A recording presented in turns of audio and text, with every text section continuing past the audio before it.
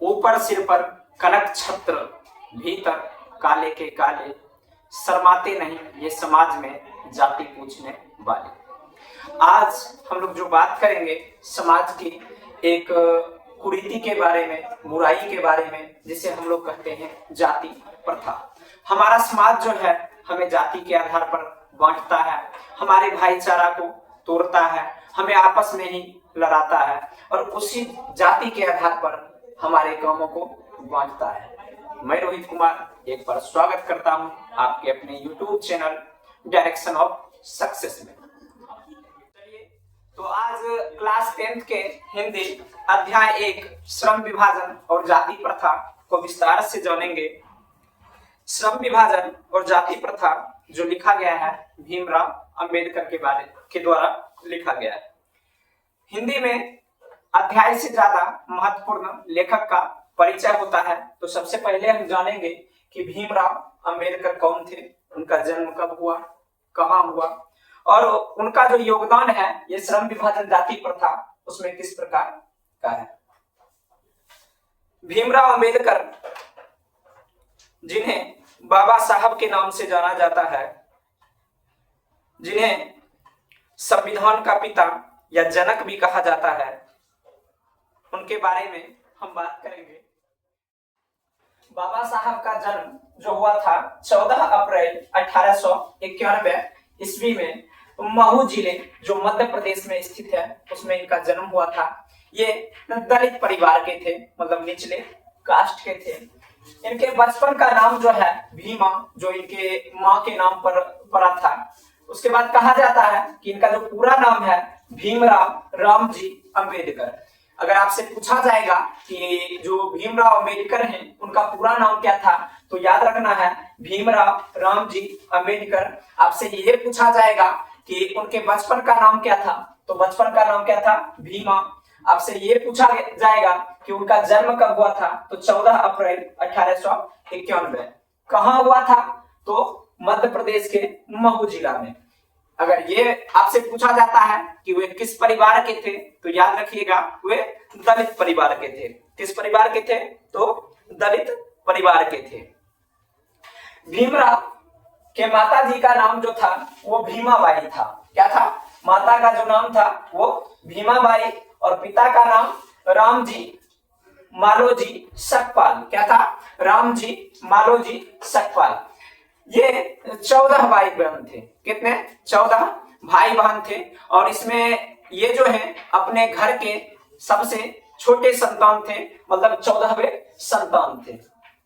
कहा जाता है कि उनमें ये इनका जो योगदान है जाति प्रथा में, मतलब हमारे समाज में जो एक कुरीति चलता है जिसे हम लोग क्या कहते हैं जाति प्रथा, उसको दूर करने के लिए इन्होंने बहुत संघर्ष किया। इन्होंने अपना जो प्रारंभिक शिक्षा ग्रहण कर लिया, प्रारंभिक शिक्षा कहा जाता है 1 से 10th तक जब इन्होंने क्या किया, वो शिक्षा ग्रहण कर लिया, तो बड़ौदा नरेश के प्रोत्साहन पर ये उच्चतर शिक्षा ग्रहण करने के लिए न्यूयॉर्क जो अमेरिका में है और फिर लंदन जो इंग्लैंड में है वहां चले जाते हैं अपने उच्चतर शिक्षा के लिए। आपसे पूछा जाएगा कि ये जो भीमराव अंबेडकर हैं वो किससे या किनके प्रोत्साहन पर उच्चतर शिक्षा को ग्रहण किए थे, तो याद रखिएगा बड़ौदा नरेश। क्या याद रखना है, बड़ौदा नरेश। और इनके इंट्रोडक्शन से, मतलब परिचय से जो है हर बार जो देखा गया है 2-4 प्रश्न जो है वो पूछा ही जाता है। ये अर्थशास्त्री, समाजशास्त्री, शिक्षाविद और धर्म दर्शन के रूप में तब के समाज में उभरे। मतलब तब कहा जाता है जब अच्छे ढंग से शिक्षा का विकास नहीं था, तो ये अपने समाज में सबसे अधिक शिक्षित थे। इन्होंने कुछ दिनों तक वकालत भी किया था।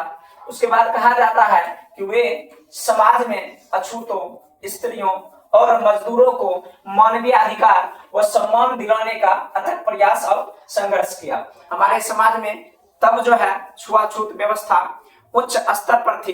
अभी भी कहा जाता है कि कुछ ऐसे व्यक्ति हैं जो क्या करते हैं, छुआछूत व्यवस्था को मानते हैं। तो छुआछूत व्यवस्था, स्त्री के साथ भेदभाव किया जाता था, जो मजदूर थे उनके साथ भेदभाव किया जाता था। तो उन सबों के लिए ये जो भीमराव अंबेडकर थे उन्होंने आवाज उठाया था और सभी व्यक्ति से लड़ा था। कहा जाता है कि ये तीन व्यक्ति से प्रभावित थे। आपसे जब पूछा जाएगा कि भीमराव अंबेडकर जो है वो किन किन से प्रभावित थे, तो याद रखना है बुद्ध, कबीरदास और ज्योतिबा फूले। किन से? बुद्ध से, कबीर से और ज्योतिबा फूले या ज्योतिराव फूले से। कहा जाता है कि ये इन्हें संविधान का पिता या संविधान के जनक के नाम से हम जानते हैं, क्योंकि ये जो है प्रारूप समिति के अध्यक्ष थे। आपसे पूछा जाएगा कि भारतीय संविधान का जनक किन्हें कहा जाता है, तो याद रखिएगा भीमराव अंबेडकर। आपसे ये पूछा जाए कि भारतीय संविधान के पिता कौन है, तो भीमराव अंबेडकर। अगर इस प्रकार आता है प्रश्न कि प्रारूप समिति के अध्यक्ष कौन थे, तो याद रखना है क्या? भीमराव अंबेडकर। इन्होंने अपने जीवन में अनेक पुस्तकों को लिखा, मतलब इनके भाषण थे, कुछ कहानी थे, तो इन्होंने क्या किया? अपने जीवन में पुस्तकों को लिखा। चलते हैं, देखते हैं उनका कौन कौन सा जो पुस्तक है या प्रमुख रचना। जब आपसे पूछा जाएगा कि इनमें से कौन भीमराव अंबेडकर की रचना है, तो आपको जितने भी रचना है उनको याद करना पड़ेगा। और इससे भी क्या किया जाता है, आपके एग्जाम में जो है वस्तुनिष्ठ प्रश्न को लाया जाता है। जैसे the caste in India their mechanism. आपसे पूछा जाएगा कि the caste in India their mechanism किनके द्वारा लिखा गया है, तो याद रखिएगा भीमराव अंबेडकर के द्वारा। जेनेसिस एंड डेवलपमेंट, ये जो है ये भी भीमराव अंबेडकर के द्वारा लिखित इनकी रचना है।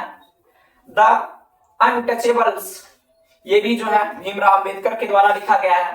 हु आर द शूद्राज, गलत यहाँ लिखा गया थोड़ा, हु आर शूद्राज, ये एक ही है। मतलब ऐसा जो पूछा, ये जो है ये कई बार पूछा गया है कि हु आर शूद्राज किनके द्वारा लिखा गया है, तो भीमराव अंबेडकर के द्वारा लिखा गया है। उसके बाद जो दिया गया है बुद्धिज्म एंड कम्युनिज्म, ये भी भीमराव अंबेडकर के द्वारा लिखा गया। मतलब ये जो भी रचना दिया गया है वो किनके द्वारा लिखा गया है? भीमराव अंबेडकर के द्वारा लिखा गया है। इसमें जो बार बार पूछा जाता है, तो उसमें पूछा जाता है हु आर शूद्राज और एनिहिलेशन ऑफ कास्ट। ये दो पुस्तक जो है, दो रचना जो है वो कई बार देखा गया है कि प्रश्न में आया है कि एनिहिलेशन ऑफ कास्ट किनकी रचना है, तो बी आर अंबेडकर का। हु आर शूद्राज किनकी रचना है, तो बी आर अंबेडकर का। ये था जो हमारे लेखक हैं भीमराव अंबेडकर, उनका परिचय। थोड़ा और जानते हैं कि ये जो हमारा अध्याय है श्रम विभाजन जाति प्रथा, वो कहां से आया है। कहा जाता है यह पाठ बाबा साहब मतलब भीमराव अंबेडकर के विख्यात भाषण, मतलब इन्होंने क्या किया था, एक भाषण तैयार किया था जिसका नाम है एनिहिलेशन ऑफ कास्ट। आपसे पूछा जाएगा कि हमारा जो है श्रम विभाजन जाति प्रथा कहां से लिया गया है, तो एनिहिलेशन ऑफ कास्ट से। ये पूछा जाएगा कि एनिहिलेशन ऑफ कास्ट क्या है, तो याद रखिएगा क्या है, ये एक भाषण है। क्या है? भाषण। आपसे ये पूछा जाएगा कि एनिहिलेशन ऑफ कास्ट का हिंदी अनुवाद किसने किया था, तो ललई सिंह यादव ने किया था। किसने किया था? ललई सिंह यादव ने किया था। और उसका जो अन्य नाम रखा गया था, मतलब उनके द्वारा हिंदी ट्रांसलेट किया गया था और कहा गया जाति भेद का उच्छेद। क्या कहा गया? जाति भेद का उच्छेद। ये जो भाषण तैयार किया गया था भीमराव अंबेडकर के द्वारा, वो तैयार किया गया था जाति पाति तोरक मंडल लाहौर में एक सम्मेलन होने वाला था, और उसी सम्मेलन में ये भाषण दिया जाना था। और ये सम्मेलन हुआ था 1936 में। आपसे पूछा जाएगा कि एनिहिलेशन ऑफ कास्ट जो है वो भाषण किसके लिए तैयार किया गया था, तो जाति पाति तोरक मंडल लाहौर अधिवेशन के लिए किया गया था। आपसे पूछा जाएगा कि जाति पाति तोरक मंडल, ये जो लाहौर अधिवेशन या सम्मेलन जो है वो कब हुआ था, तो 1936 में। ये अध्यक्ष बनते हैं वहां और ये क्या करते, भाषण देते। लेकिन भाषण में कुछ ऐसे तत्व को रखा गया था जो आंदोलनकारी हो सकता था, मतलब वहां क्या आंदोलन जैसी समस्या उत्पन्न हो जाती, तो इसको पढ़ा नहीं दिया गया था, मतलब वो पढ़े नहीं थे। आगे कहा जाता है कि भीमराव अंबेडकर की मृत्यु जो है 6 दिसंबर 1956 की हुई। आपसे जब पूछा जाएगा कि भीमराव अंबेडकर की मृत्यु कब हुई, तो 6 दिसंबर 1956 की। और ये जो है ये जो कुपर था उसके लिए इन्होंने आवाज उठाया। अब चलेंगे हम अध्याय पर, जो हमारा अध्याय है जाति, ये श्रम विभाजन और जाति प्रथा। हम देखते हैं समाज में कुछ ऐसे व्यक्ति हैं, अभी भी कुछ ऐसे व्यक्ति हैं जो हमारे समाज को तोड़ते हैं, हमारे भाईचारा को क्या करते हैं, नष्ट करते हैं, यह कहकर कि वो अलग जाति का है। क्या है? वो अलग जाति का है। तो उसी सामाजिक बुराई, सामाजिक विडंबना पर ये क्या करते हैं? बात करते हैं। जो हमारे लेखक भीमराव अंबेडकर हैं, ये कहते हैं कि जाति प्रथा एक सामाजिक विडंबना है जिसमें कई व्यक्ति ऐसे हैं जो इस विडंबना के पोषक हैं। मतलब वो क्या करते हैं? इसका समर्थन करते हैं। और समर्थन करके क्या कहते हैं? वो कहते हैं कि जाति प्रथा में कोई बुराई नहीं है। जो जातिवाद के पोषक हैं, मतलब जो जातिवाद को मानते हैं, बढ़ावा देते हैं, उनका कहना है कि जातिवाद में किसी भी प्रकार की बुराई नहीं है। अपने समाज में कार्य की सफलता के लिए जाति प्रथा का होना आवश्यक है। आपसे पूछा जाएगा कि हमारे इस अध्याय में किस विडंबना की बात की गई है, तो याद रखिएगा जाति प्रथा की विडंबना की बात की गई है। आपसे ये पूछा जाएगा कि जातिवाद के जो पोषक हैं वो इनके बारे में क्या कहते हैं, तो वे कहते हैं कि इसमें किसी भी प्रकार की क्या बुराई नहीं है और जाति प्रथा जो है वो आवश्यक है। मतलब हमारे कार्य कुशलता को बांटने के लिए, मतलब हम जिस जाति के हैं, मतलब अगर मान लीजिए कोई व्यक्ति क्या है? कुम्हार है, तो हमारे समाज के जो पोषक हैं, जातिवाद के जो पोषक हैं, वो कहेंगे कि उनके बच्चे जो होंगे वो क्या करेंगे? मिट्टी के बर्तन ही बनाएंगे। या कोई अगर लोहार है तो उनका जो संतान होगा वो क्या करेगा? आगे चलकर वो औजार ही बनाएगा। मतलब ऐसा कहना है कि इनका जातिवाद के जो पोषक हैं। आगे कहा गया है कि जो हमारे लेखक हैं इस पर चिंता दर्शाते हैं, चिंता दिखाते हैं। वो कहते हैं कि यह हमारे समाज, सभ्य समाज के निर्माण को क्या करता है? रोकता है। अगर हम जातिवाद का जो भेदभाव है वो अपने समाज में करते हैं तो एक जो अच्छा समाज, जो सभ्य समाज होता है, उसका हम निर्माण नहीं कर सकते हैं। जिसका प्रमुख कारण है लोगों के बीच ऊंच नीच का भाव जो है उसको प्रकट करना। हम देखते हैं अपने समाज में ऐसे भी लोग हैं, अभी भी ऐसे लोग हैं जो क्या करते हैं? वो हमें बताते हैं कि वो नीचे जात का है, वो उच्च जात का है, उनसे दूरी बनाए रखना चाहिए। अगर इस प्रकार हम करते हैं तो हमारा जो भाईचारा है वो क्या हो जाएगा? नष्ट हो जाएगा और हम एक सभ्य समाज का निर्माण नहीं कर सकते। हमारे लेखक जो कहते हैं कि जाति प्रथा जो है एक अस्वाभाविक विभाजन है। मतलब कोई भी व्यक्ति जो है अपने स्वभाव से नहीं चाहता है कि उसे जाति के आधार पर कामों को दिया जाए। तो यह आपसे पूछा जाएगा कि जाति प्रथा जो है वो किस प्रकार का विभाजन है, तो याद रखिएगा वह एक अस्वाभाविक विभाजन है। समाज में जो लोग हैं उनको उनके जाति के आधार पर कार्य को दे दिया जाता है। मतलब अगर कुम्हार है तो उनके बच्चों को कहा जाएगा कि तुम क्या करो? मिट्टी का बर्तन ही बनाओ। लेकिन अगर वो बच्चा मिट्टी के बर्तन बनाने में रुचि नहीं रखता है और तब भी उन्हें क्या किया जाता है? वही दे दिया जाता है, मतलब मिट्टी का बर्तन ही आपको बनाना है, तो अपने कार्य में रुचि नहीं ला पाएगा, जिसके कारण भूखमरी, बेरोजगारी जैसी समस्या क्या होगी? उत्पन्न होगी।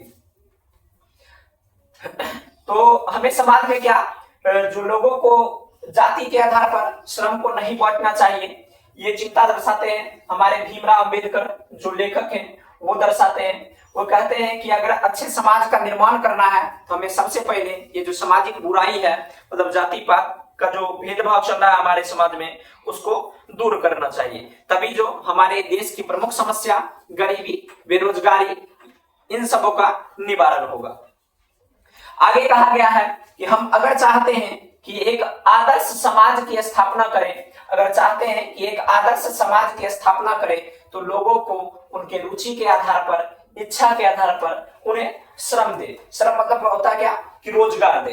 मतलब वो जो चाहते हैं, किसी जाति के हैं मैटर नहीं करता है, वो जिनमें रुचि रखते हैं हमें उनको वही काम देना चाहिए ताकि वो क्या कार्य कुशल बन सके, मतलब वो उनमें क्या अच्छे व्यक्ति बन सके, एक्सपर्ट बन सके और अपने कामों को अच्छे ढंग से कर सके। अब जब वो अच्छे ढंग से वो क्या करेंगे? काम करेंगे, मन लगेगा, तो बेरोजगारी की समस्या क्या होगी? दूर होगी। भूखमरी जैसी समस्या क्या है? दूर होगी। और वो जो कुरीति है वो भी हमारे समाज से क्या हो जाएगा? दूर होगा। अगर आपसे ये पूछा जाए कि भीमराव अंबेडकर जो है अच्छे समाज की स्थापना के लिए क्या कहते हैं, तो याद रखिएगा हम तभी अच्छे समाज की स्थापना कर सकते हैं जब ये जो जाति प्रथा है इसको दूर करेंगे और लोगों को रुचि के आधार पर काम देंगे, तभी बेरोजगारी जैसी समस्या का निवारण होगा। हम अपने समाज को सभ्य बनाने के लिए आपसी भाईचारा को क्या करेंगे? बनाए रखेंगे, स्वतंत्रता, समता और भाईचारा अगर कायम रहता है तो हमारा देश क्या करेगा, आगे जाएगा और भी तरक्की करेगा। क्योंकि हमारा देश जो है वो एक लोकतांत्रिक देश है और लोकतंत्र का अर्थ होता है कि जनता के द्वारा क्या करना, सरकार को चुनना। और यहाँ जो है सभी को मौलिक अधिकार दिया गया है कि वो अपने अधिकार से क्या कर सकता है, किसी भी काम को कर सकता है। तो यहाँ हम इन पर क्या कर सकते हैं, किसी भी प्रकार का दबाव नहीं बना सकते हैं। और कहा जाता है उनकी इच्छाओं को हम दबा नहीं सकते हैं और जो उनका इच्छा है, मतलब कार्य करने की जो इच्छा है, उनका पूरा सम्मान करेंगे। तो यही था हमारा क्या, श्रम विभाजन, जाति प्रथा, जो लिखा गया किनके द्वारा, भीमराव अंबेडकर के द्वारा। और उन्होंने इस प्रकार संघर्ष किया समाज के बुराइयों को दूर करने के लिए। चलते हैं कि अध्याय का कुछ जो प्रश्न है वो पूछा गया है और उसको देखते हैं थोड़ा।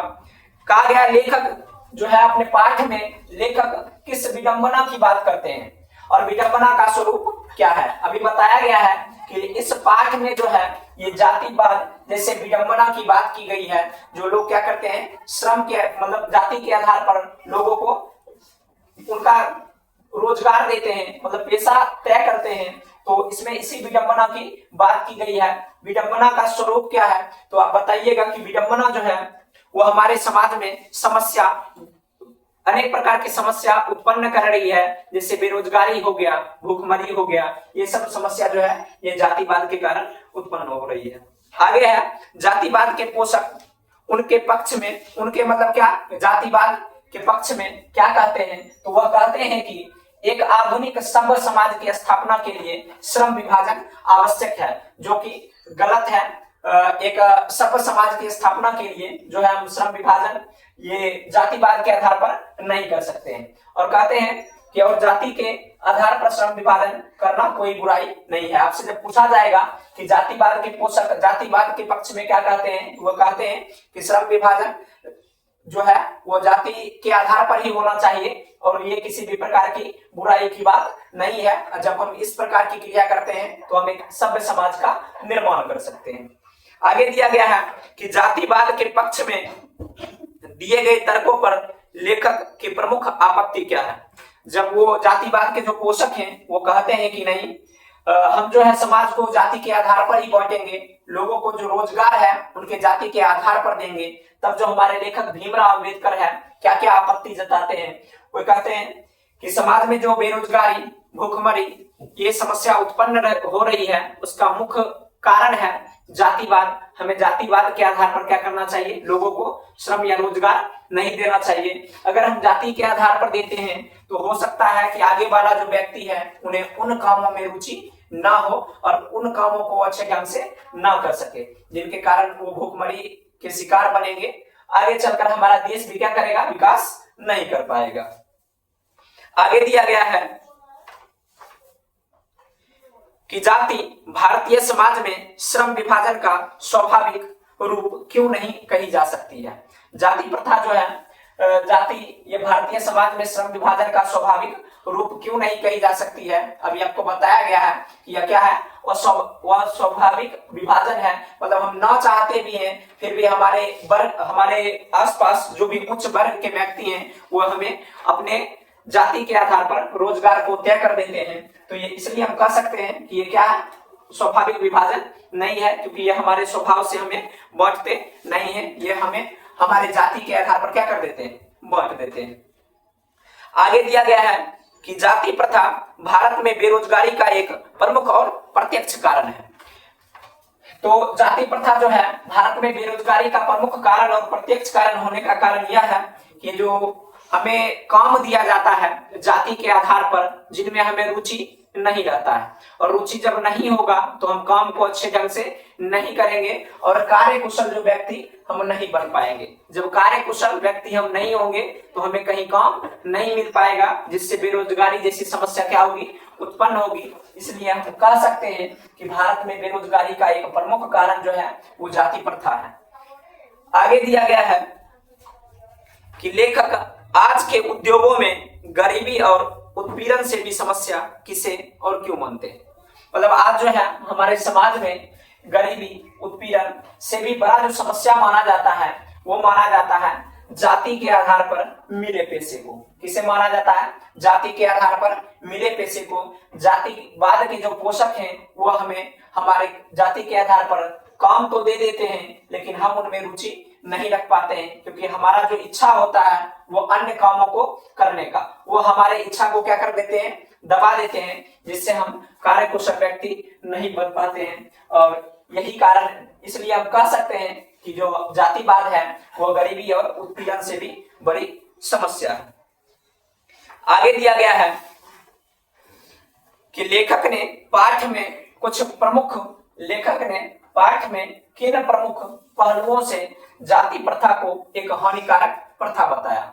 जाति प्रथा हमारे समाज के लिए क्या है? हानिकारक है, क्योंकि यह हमारे समाज के भाईचारा को नष्ट करता है, भुखमरी जैसी, बेरोजगारी जैसी समस्या को उत्पन्न करता है और एक अच्छे कार्यकुशल व्यक्ति बनने से रोकता है। इस प्रकार हम कह सकते हैं कि जो जाति प्रथा है एक हानिकारक प्रथा है हमारे समाज के लिए। आगे दिया गया है कि सच्चे लोकतंत्र की स्थापना जो है लेखक ने किन विशेषताओं को आवश्यक माना है। मतलब हम अपने भारत में सच्चे लोकतंत्र की स्थापना कर सकते हैं, उनके लिए क्या क्या करना होगा। तो कहा जाता है कि लेखक कहते हैं कि समाज में सच्चे लोकतंत्र की स्थापना तभी हो सकती है जब आपसी भाईचारा होगा, ऊंच नीच की जो भावना है वो खत्म होगा और हमारे समाज के जो व्यक्ति हैं वो अपने सोच को क्या करेंगे? बदलेंगे और हम अपने समाज में इस तरह मिलकर रहेंगे जैसे अगर हम दूध में क्या करते हैं? पानी को मिला देते हैं तो वो मिल जाता है। तो ये था हमारे जो श्रम विभाजन और जाति प्रथा है अध्याय, उनके कुछ प्रश्न, और ये हमारा श्रम विभाजन और जाति प्रथा। अगले क्लास में जो है इस अध्याय से पूछे जाने वाले सारे वस्तुनिष्ठ को करवाया जाएगा। चलिए आज के लिए बस इतना ही, मिलते हैं अगले क्लास में।